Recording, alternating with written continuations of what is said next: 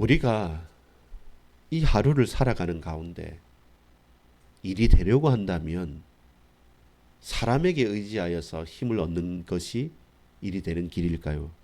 다들 그게 맞다고 하는데 반대로 하나님의 은혜가 우리에게 임하셔서 하나님의 손이 내게 역사하시는 그것이 더 확실할까요? 자명하죠. 똑같죠. 분명하게 여러분 답을 알고 계십니다. 그런데 우리는 늘 실수를 합니다.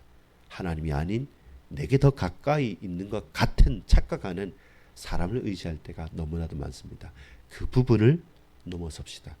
아버지 하나님, 하나님의 선한 손이 나를 도우사 그 은혜로 말미암아 왕의 마음도 백성의 마음도 그 대적의 마음까지 바꾸어 놓았던 것처럼 하나님의 사람, 하나님의 위로를 입은 자, 위로를 할 자 느헤미야를 통해서 오늘 우리에게 일이 되려면 하나님의 역사가 일어나려면 어떻게 해야 되는지를 분명히 눈을 들어 볼 수 있도록 역사해 주옵소서. 예수 그리스도 이름으로 간절히 기도합니다. 아멘. 여러분 마음에 근심이 있습니까? 내 마음에 근심이 있습니까? 아닥사스다 왕이 묻습니다. 누구에게 묻습니까? 느헤미야에게 묻습니다.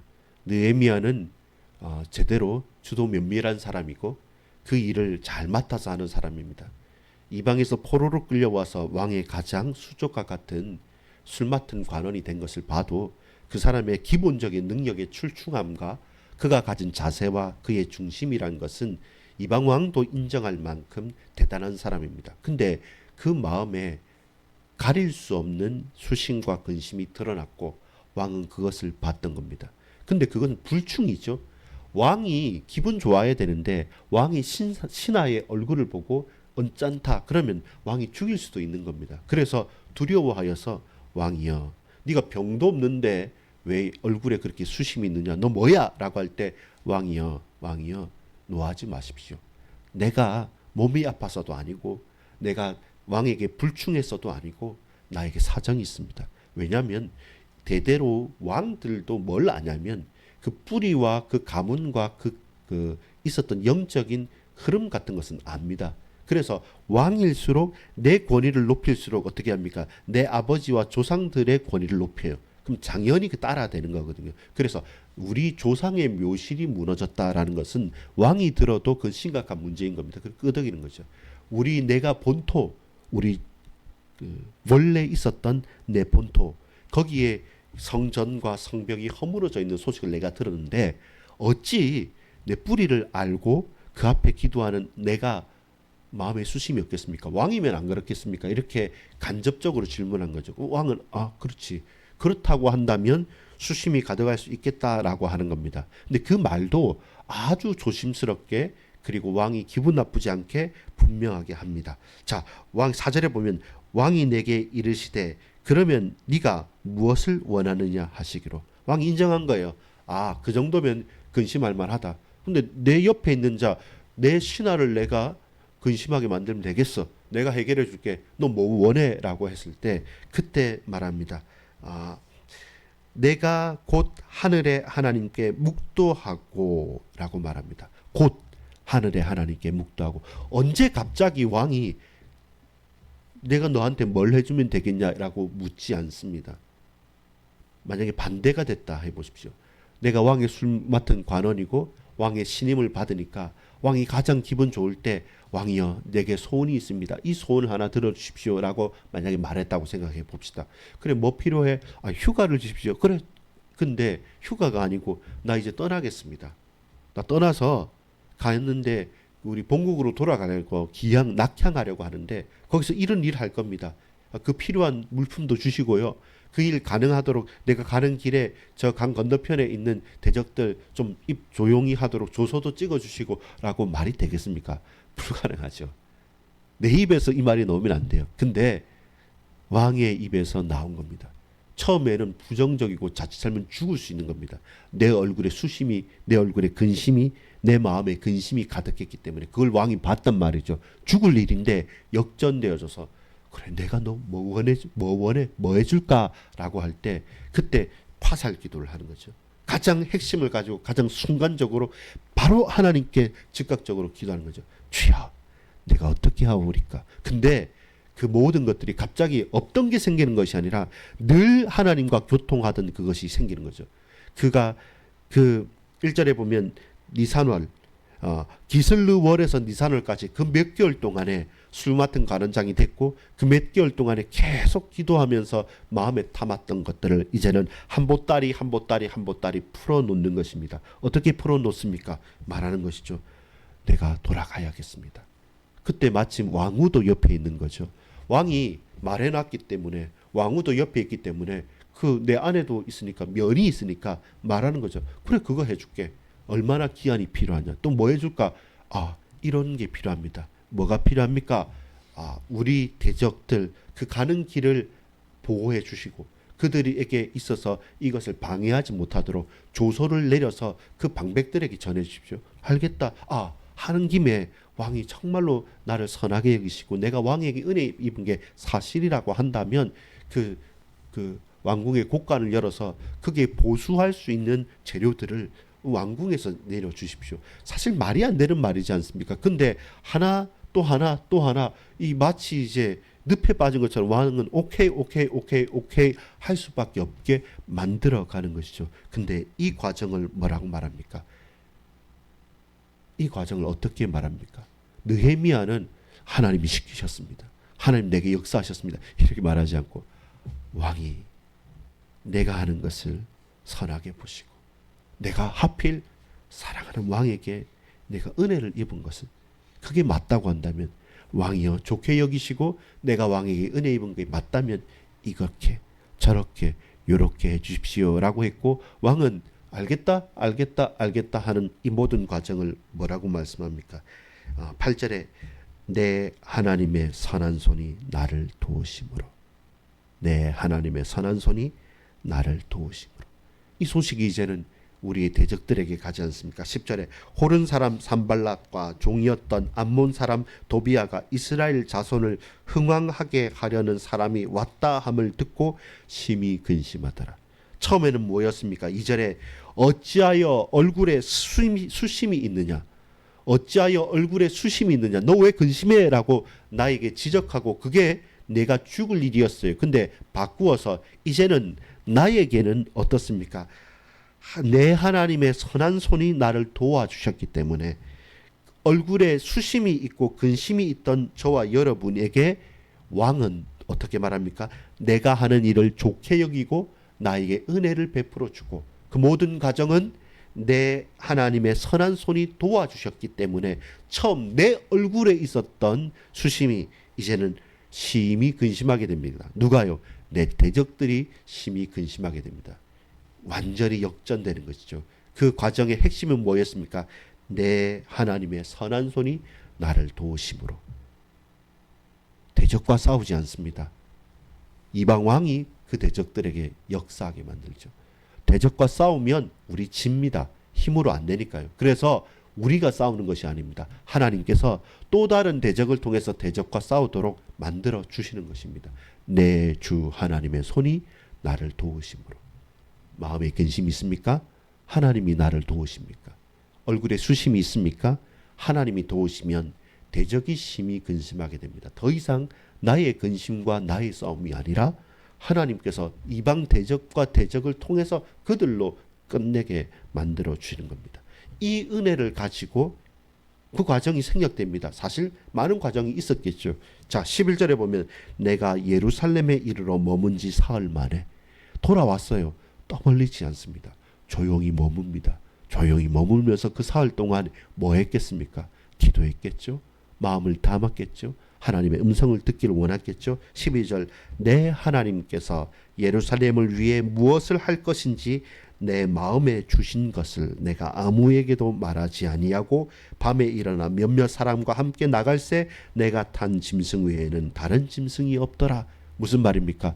그 사흘 동안 두문분출하면서 가만히 있으면서 하나님께서 내게 시킨 것들을 정리하고, 그리고 그 밤에 연회를 베푸는 것도 온라이스를 하는 것도 축제를 하는 것도 아니고 조용히 일어나 몇몇 사람과 함께 짐승을 타고 이제는 순찰 시찰을 하는 것이죠. 보통 여러분 시찰할 때 뉴스 보면 어떻습니까? 대통령이 시장 가고 뭐 어디에 외교 행사 같은 거 막 잘 차린 것 가운데 하지 않습니까? 아무도 없는데 그 밤에 그 짐승 하나 없는 그 성벽을 말을 탔든 무엇을 탔든 타고 가는 거죠. 타고 가면서 보는 거죠. 여기가 허물어졌구나. 여기 불탔구나. 이 길이 끊어졌구나. 이건 더 이상 갈 수 없게 됐구나.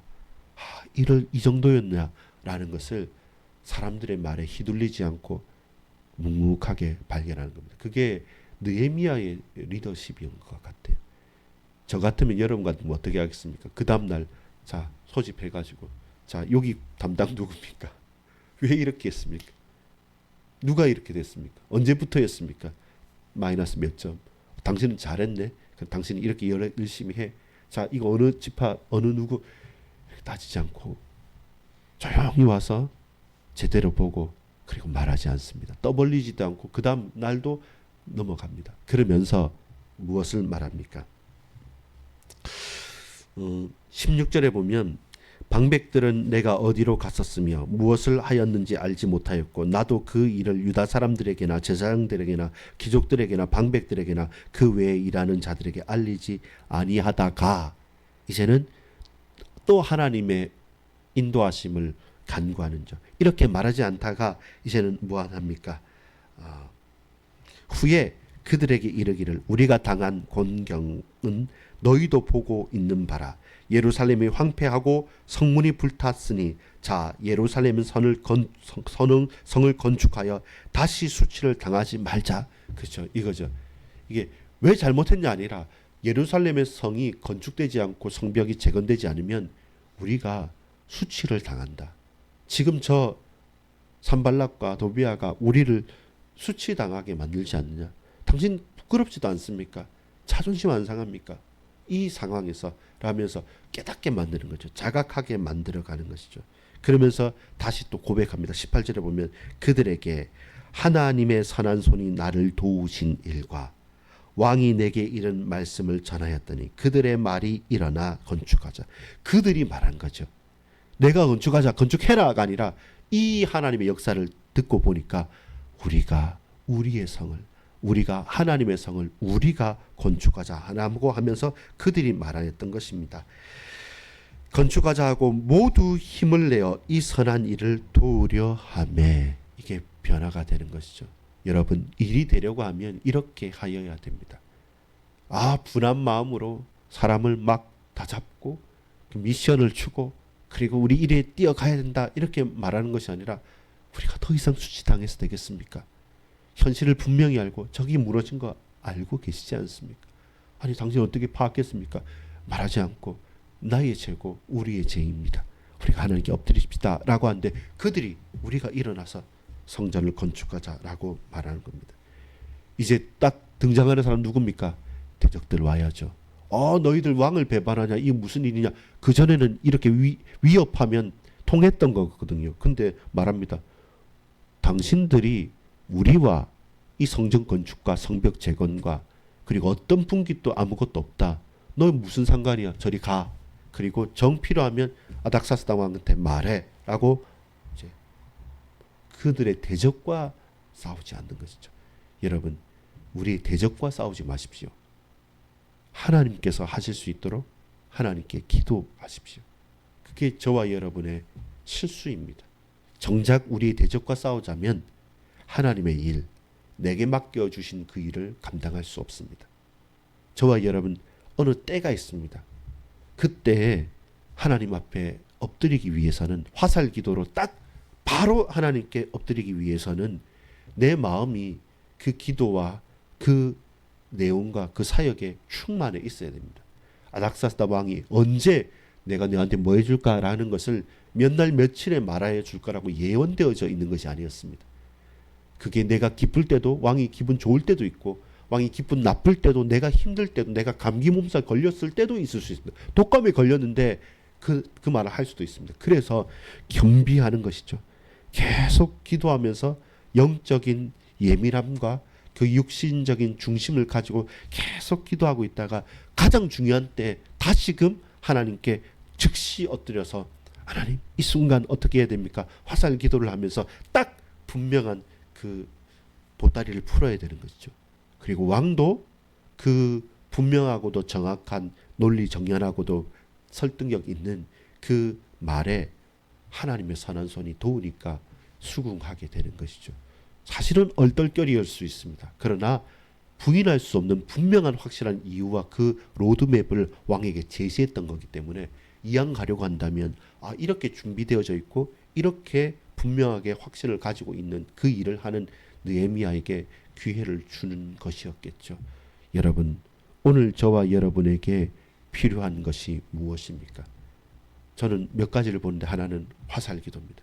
정작 하나님이 원하시는 그때 저와 여러분이 딱 그것과 분명하게 집중하여서 기도하여서 정확한 것을 파악할 수 있고 그리고 그에 맞게 하나님 앞에 엎드릴 수 있는 기도, 영적인 예민함, 그리고 그 사실에 대한 통찰력 있고 분명한 내용 있는 확실한 고백들, 설득력 있는 분명한 사명들, 그리고 하나님의 역사와 그 내용을 이룰 수 있는 내 인생의 로드맵, 그걸 가지고 있었기 때문에 떠벌리지 않을 수 있는 겁니다. 내용이 있기 때문에 조용히 묵묵하게 며칠씩 기다리고 있는 겁니다. 하나님께서 역사했던 것처럼 사람들도 다잡거나 그리고 막 카리스마 있게 사명을 주면서 사람들을 흥분시키지 않고 그들이 스스로 그러면 우리가 일어나 성전을 건축하자, 자신들의 일로 그들을 세워줄 수 있는 것이 느헤미야의 영적인 리더십이었습니다. 대적들은요, 싸우지 않습니다. 여러분, 최고의 승리가 뭡니까? 싸우지 않고 이기는 거죠. 손자병법보다 더 앞섰던 것 같아요. 내가 싸우지 않습니다. 이미 아닥사스다 왕의 조서로서 끝내버립니다. 우리는 우리의 일에 집중해야 됩니다. 저와 여러분의 싸움은 영적인 싸움이죠. 사단 마귀의 권세들과 싸우고 영적인 싸움을 해야지 사람과 싸울 하등의 이유는 없습니다. 오늘 이 하루를 살아가면서 여러분, 마음의 근심이 있습니까? 그 마음의 근심이 내 주 하나님의 손이 나와 함께 하심으로 그 선하신 하나님의 은혜가 나의 얼굴의 수심을 저 대적들의 근심으로 바꾸실 것입니다. 하나님께서 이방 왕의 마음과 생각을 바꾸셔서 은혜를 입게 하실 것입니다. 내 민족과 내 동족들이 잘못하고 실수한 것 많아요.